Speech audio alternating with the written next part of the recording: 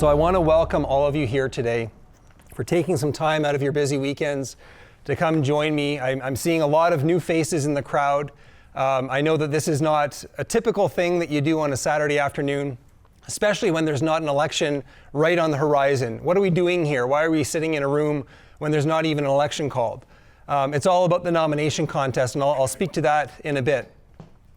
There's a lot of faces I recognize as well, too, from other events that I've done over the course of the summer into the fall. We've done a lot of coffee meets. I've called a lot of you at home. Apologize for interrupting your dinner hour. For those of you that have already seen me speak, you've only got yourself to blame for coming again. So I need to do this because this is a bit of a launch for me, a real formal launch. We did something earlier in the summer, but most of you know me already. My name is Stephen Curran, and I'm presenting for the nomination here in the riding of North Vancouver-Capilano for the Conservative nomination, and I hope to be the next MP for this great riding, which is my home. Well, thank you very much.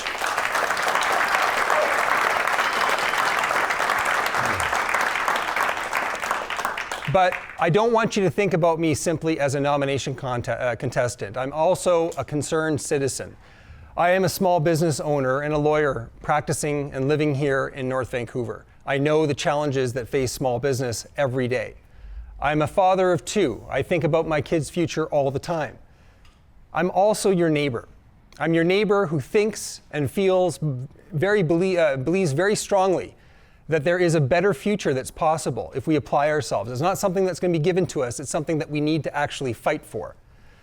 These are all the boxes that I'm going to try and show you that I check. I think we are at a pivotal moment right now in our nation's history. We can decide between two paths: continued division, bloated government, foreign interference in elections, economic self-sacrifice, or we can choose a different path: unity of purpose, coming together, economic prosperity for all. Forget about the tribalism of provinces, coming together as one nation. These are two distinct paths. And I think we're going to have an election that will be based on that path, based on change. Are we going to continue in a direction that is not going in the right direction, or are we going to switch gears and move in the right direction? Now, my journey to come here began long ago. Carl alluded to my Albertan roots. I grew up in Edmonton. And I was raised by two parents that taught me the hard work and individualism count for something. I mean, in Alberta, it's table stakes. Everybody's an individualist. Everybody is off the farm. But I also learned from them the importance of giving back and social responsibility. These are values that I carry with me throughout my life: school, sport, business, my family. These are all things that are part of my DNA. I was very fortunate to have parents who loved me and supported me. They gave me a future that was all but assured. They gave me the tools to challenge and fight for a successful career. And they did so when Canada was full of robust opportunities. They did something as well, though, too. They actually built and improved the country along with their generation and handed over a better, stronger country than they received from their parents. My path, my journey to right here and right now began long ago, but it finds its purpose when I reflect back on the type of country that we've got now. You know, the reality of where we stand in Canada. We heard Carl earlier talk about the direction, and the direction being the wrong direction. I believe that if we don't change that direction, we're going to be handing over a country that is weaker, less prosperous, not as safe than the one that we were given. And that's a covenant that I'm not willing to break. And that's why I'm doing this.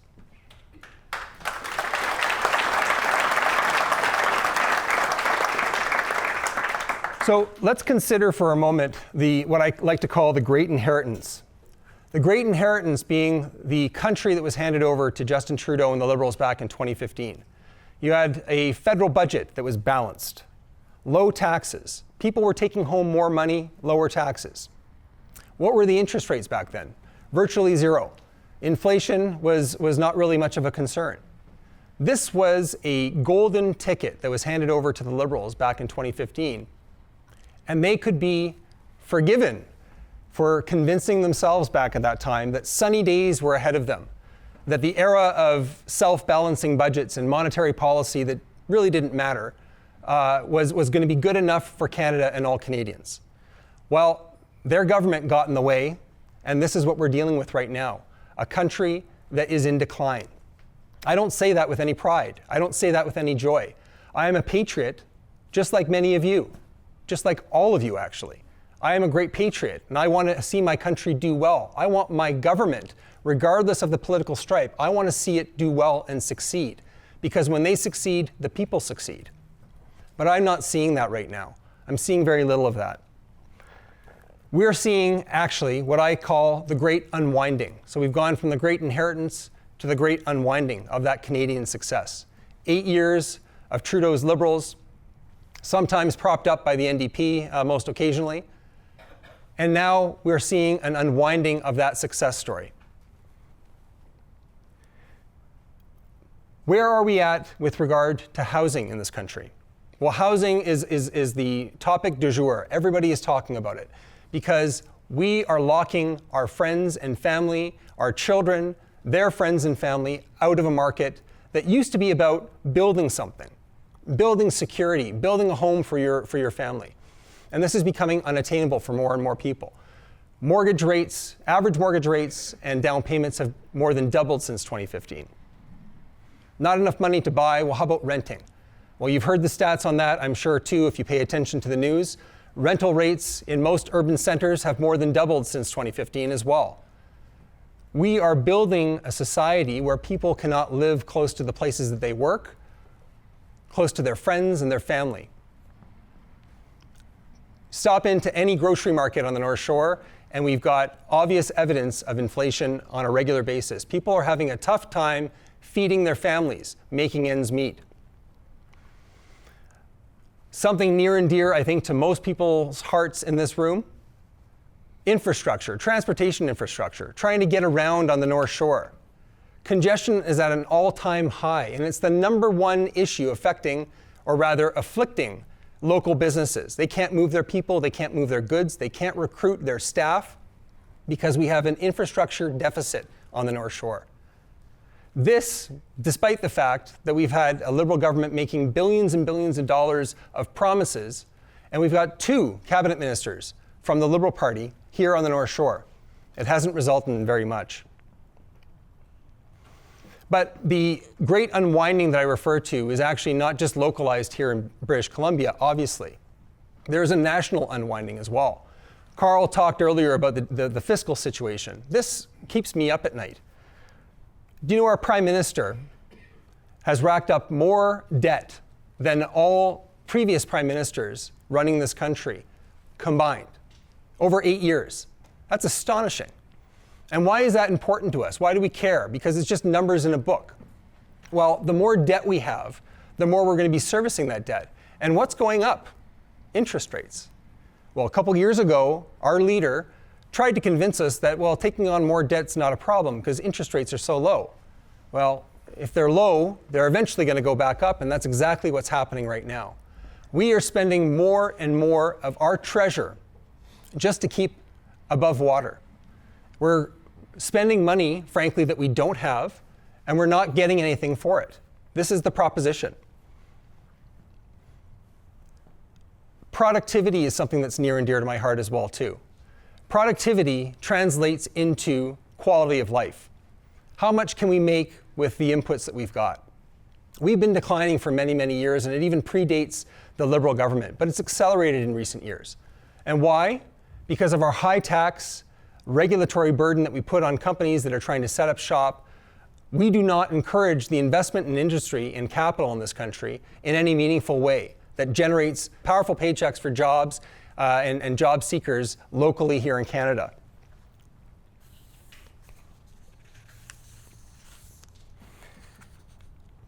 It should be no surprise to anybody in the room as well, too, that I think that we've seen a declaration, an effective declaration of war on our natural resource sector by this government.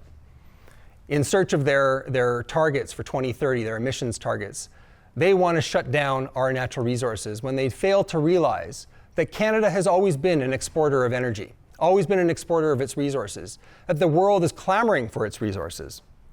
The other thing they don't realize is that Canadian resources can actually be a path to greater decarbonization by getting foreign countries off of dirtier forms of fuel. If we were to get our LNG, for example, out to market internationally, there is a market for it, but we don't do it. All we do is we erect barriers for our businesses and for companies to try and move the dial forward and increase productivity. And Carl also mentioned in his remarks, we didn't actually line up our speeches and do this. This is fully organic, but you stole most of my points. The stifling of dissent is something that I am particularly concerned about. Because when I do think of Canada, I always come back to this idea that we are a free people. I've actually met with some of you in this room very recently where we've had one-on-one conversations. And I've noted mentally that sometimes those conversations are had with people looking over their shoulder to see who's listening in.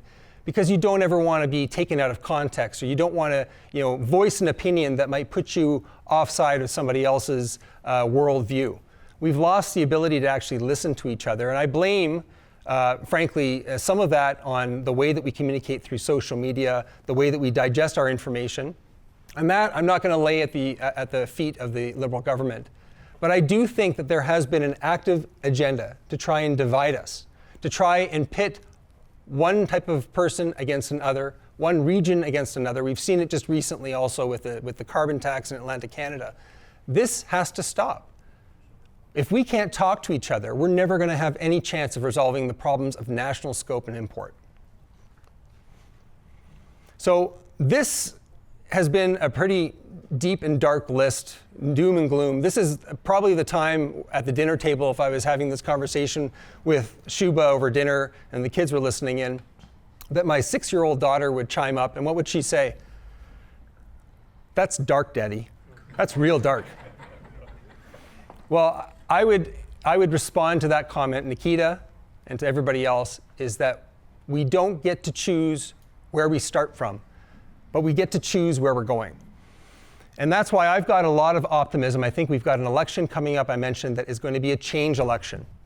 And I do believe that the message of Pierre Poilievre and the Conservatives is resonating with more and more Canadians. It's offering them hope, and it's actually very digestible and intelligible, because a lot of the propositions that come back and the positions are grounded in the two words that you hear over and over again on the commercials: common sense.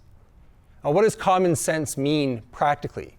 I've thought about that, and to me, common sense means a lot of things. But on affordability, this is something that I'm committed to. I think we need to have a federal government display leadership and try to mobilize municipalities and provinces to start cutting down the permitting time so we can get projects built, get houses built, increase the supply. It's a very simple proposition: supply and demand. Demand is outstripping supply, prices go up, and we find ourselves in a housing crisis. But we also need to double down on building rental capacity across the country. And this is part of the same proposition where the federal government can come in and flex its financial muscle to try and properly incentivize these levels of government to cooperate to get things done. Building houses for Canadians, this is common sense. Tackling inflation. I think that the first thing that I would want to do is try to get our finances in good shape. Getting back onto an even keel, just like our households. You never spend more than you can take in, and if you do that for long enough, you'll go bankrupt. There's no different logic that applies to a federal government or any level of government. So this is the first step. The second step is to start lowering taxes. It's to start making clear regulations on investment rules so we can attract capital back into the country, bringing that capital in to build our businesses, to build our industries, generating jobs for Canadian workers. This is what we need to do. Building competitive world-class industries and living within our means. This, to me, is common sense. I'm going to take a minute here with the room. I'm going to try something. I've been advised not to do it, but I'm going to quote Bill Clinton. Bill Clinton once in the 90s, he quipped that he wanted to build a bridge to the 21st century. My aims are much more modest in comparison. I want to build a bridge to Vancouver. I want to get investments into our national infrastructure here in North Vancouver. I want to turn that glorified parking lot that we refer to as the Upper Levels Highway back into a highway that moves cars, people to their jobs, to their schools, families to their homes. This is something that we need to do right now. It's not just a question of quality of life, it's a question of our economy. We can't keep talking about it. We need to get something done. Where does the federal government come in? Well, these types of big infrastructure projects don't get built without massive support coming from the federal level. And so we need an MP that is going to put their foot down and represent this region and get these projects built. Doctors and nurses are the key to our healthcare system. There's a lot of things that need to be happening with our healthcare system, but the simplest fix right now is to bring more doctors and nurses online. And we've got many of them. Many of them are here in Canada right now. They're just not doing what they're supposed to be doing because they can't get permitted and licensed. We need to work with provinces to speed up that accreditation. Pierre speaks in his speeches about a Blue Seal certification, a similar kind of program in the trades where you can accelerate that certification, that licensing, to get these foreign-trained doctors and nurses into the workforce, paying taxes, but more importantly, helping serve their fellow citizens. We can do this, and it has to be done. It's the first step in restoring faith in our healthcare system. And this, to me, my friends, is common sense. I also believe in a green North Shore, but environmental protection is very important to me. But I think we also need to take a step back and think about what can Canada do for the worldwide problem of carbon. The single biggest thing that we can do is turn on our LNG projects and get our cleaner fuel across the ocean to markets that need it in Asia. Right now, the rate at which new coal factories are being built in China is astonishing. We could shut off all CO2 emissions in Canada, across Canada, and it would make no difference. The big difference that we can make as a country is we can export our clean resources to these markets that need it and that want it and are willing to pay for it. We can do the right thing by the world, we can do the right thing by the environment and still make money off of it. And I want to come back to something that's very important to me. Again, freedom of speech, freedom of thought. I think that we need to have a government that is going to be willing to give faith to their citizens, to take in the information that they want, to have the conversations that they want in good faith, and let them be free. Let's restore that freedom that Carl was talking about earlier in his speech. This is something that is essential to Canada. Carl also mentioned that we had Remembrance Day. We had a beautiful celebration in central Lonsdale last weekend, celebrating those heroes that protected those freedoms that now we don't recognize the same way that we did in generations past. This is a tragedy to me, and I think this is something that we need to have underlay every single thing that our next government does.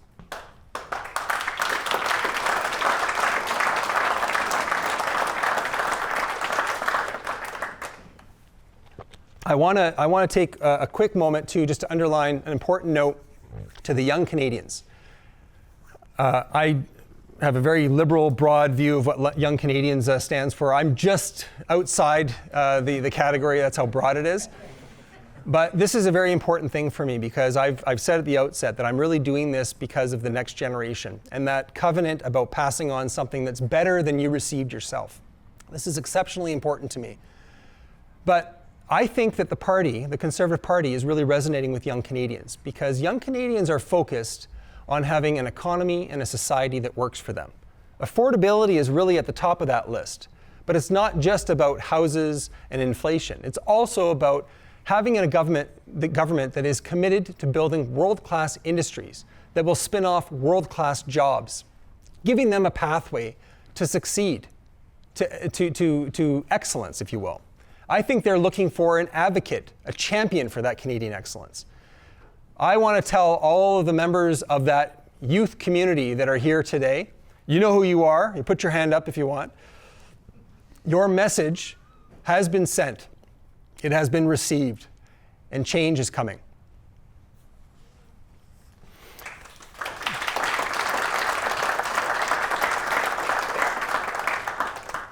So as I think you know already, I'm a lawyer here in North Vancouver, and I think that I've got the disposition, a skill set that can get to work right away and get this job done and bring change with me.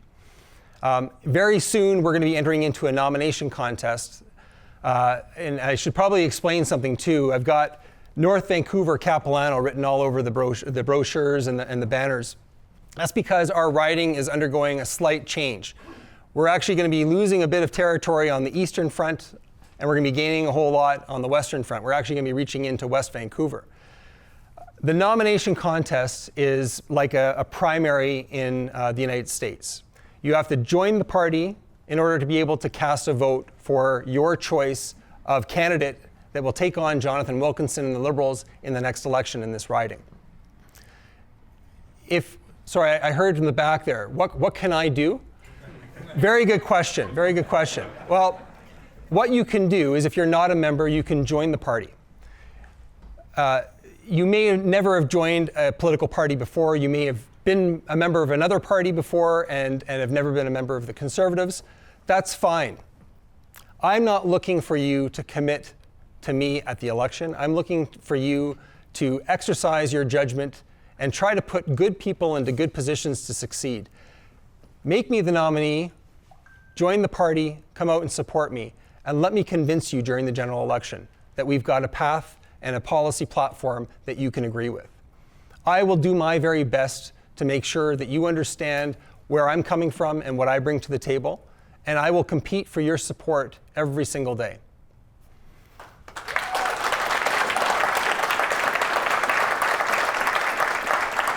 And if you are already a member, thank you very much. Sign up some more people.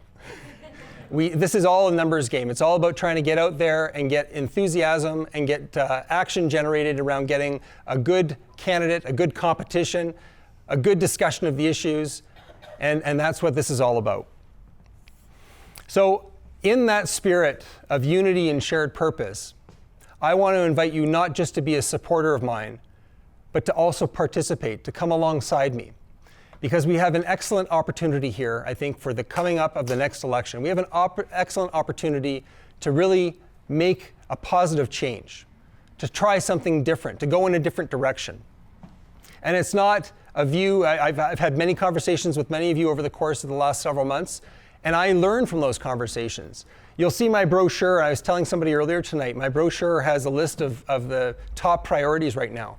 That's version 1 of the brochure. There'll be another 12 versions as I'm having more of these conversations and learning about what's important to you, what's important to this riding, and try to incorporate that into our conservative policy and our conservative philosophy. So we're going to have further conversations. We're going to have an exploration of the issues and the ideas, but be part of that process with me.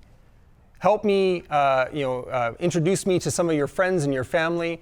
And let's have a full discussion and debate about what direction we want to take this country, because that's something that doesn't even stop at the next election. This is something that has to keep going on and on.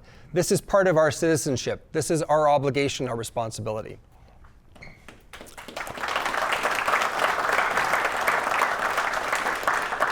So I'm going to wrap it up now by saying that we are embarking on a journey right now. I think we've been working on this campaign for about 6 months, and this is our hard launch, our real big launch to kick things off. The decision to do this, as Shuba alluded to in her remarks, was a very personal one and something that we discussed for a very long time because of the sacrifices and the commitments that we had to make to do this. And we did come to that conclusion that this was something that we thought we had something to offer, and it was worthwhile for us to pursue together as a team. I've got an amazing group of volunteers that are here with me today, people that have helped me set up as well too, and have given me ideas, have given me both good and negative criticism. I love both of them, keep them coming.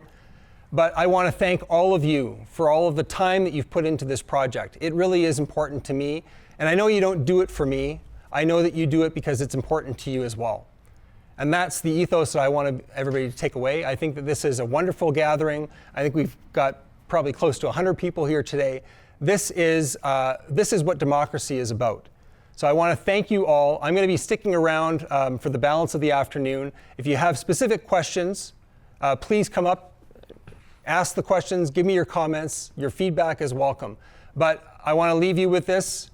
Let's have the conversation. Let's get this started. Thank you very much.